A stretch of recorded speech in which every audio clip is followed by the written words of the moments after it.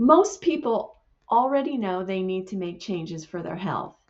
The problem isn't awareness, it's figuring out how to begin without feeling overwhelmed or discouraged. If you haven't moved yet, it's rarely because you don't care. Sometimes it's fear, not of effort, but of repeating past disappointment. Sometimes it's circumstance. You're not the one who shops or cooks, and change feels complicated. Sometimes it's information overload. Too many opinions, not a clear starting point. And here's something important I want you to hear. Responsibility doesn't mean doing this alone. I didn't start this journey confident or certain. 7 years ago, I started the same way many of you are starting right now, by immersing myself in learning.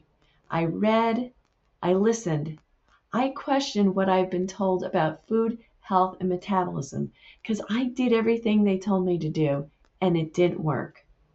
I didn't overhaul everything overnight. I didn't know how it would turn out.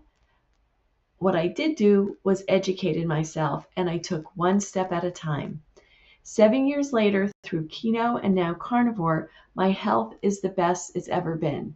Not because I was perfect, because I stayed curious, informed, and supported. That's why education matters. You cannot make sustainable decisions if everything feels confusing or extreme.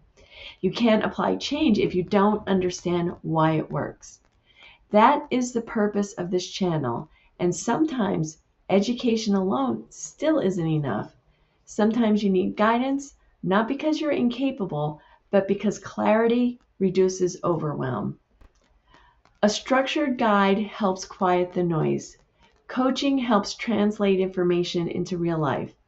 Those aren't crutches, they're tools. So instead of asking, why haven't I done this yet? Ask a better question.